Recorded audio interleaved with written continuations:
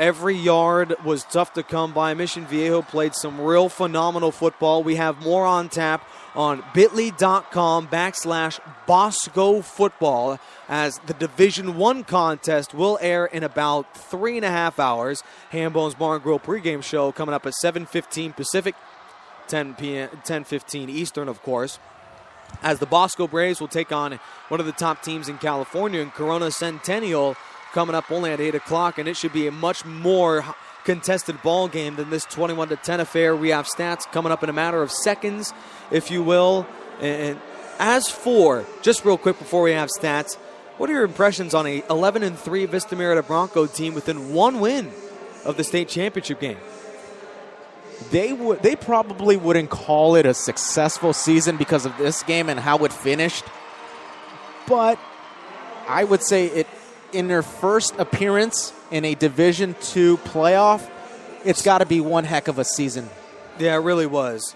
Well, it wasn't so dramatic as I mentioned. Mission Viejo dominated in every statistical category. They outgained the Broncos 17-6 in first downs, 165-43 in rushing yards, and this was a team that on third down was really, really good. They only held the Broncos to 4 of 13 on third downs. Coley Kendall, coach of the Broncos, will receive the CIF Runner-Up Award. Boy, that is just such a tough award to grab. It really the Runner-Up Award. This is a team that dominated the time of possession, 26 minutes to 21 minutes. In the second half, this was a ball club that had 16 minutes time of possession.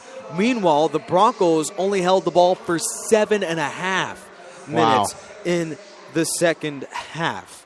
Take a look at the numbers. Vista Murrieta ran the ball 15 times by Williams for 38 yards. Your takeaway from this football game for both sides?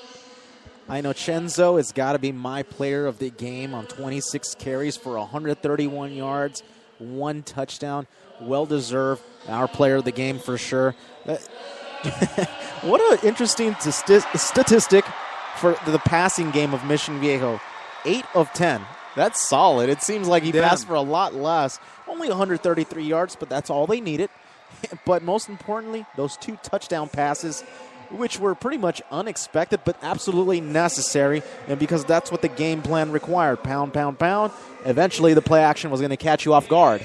And Vista Murrieta and Mission Viejo both had right around the same amount of passing yards, but you take a look at it, and it's the Diablos that had the important passing yards. The play action worked for you, and I guess you could say my horse trailer hard worker of the game was Rome Ion Senzi with over 5 yards of carry in the touchdown, but my player of the game would certainly be Connor Hill. 3 grabs, 73 yards, and 2 touchdowns. He's gotten interest through the last couple of weeks from our very own Cal, Washington, Boise State, and San Jose State, but I'm sure he's well on his way to a scholarship offer and a chance to go to a top-tier Division I school. I know it's very early, but Connor Hill really was the man in the passing game that helped Brock Johnson pass so effectively, 8 of 10 through the air. Yeah, Connor Hill definitely will get some offers, and it really does help that this game wasn't on the main spotlight on Fox.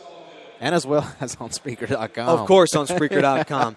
Well, we'll have the action coming up tonight. It'll be a final 21-10 Mission Viejo dominating victory over Vista Murrieta High School. It was a great season for the Broncos, but it falls just one game short, as the winners of the CIF-Championship will be none other than the 12-2 Mission Viejo Diablos. 10 consecutive wins for the Mission Viejo football team. They are on their way to the state championship. Alongside Dan Gadino, the National Sports Broadcast crew, signing off here from Angel Stadium in beautiful Anaheim, California.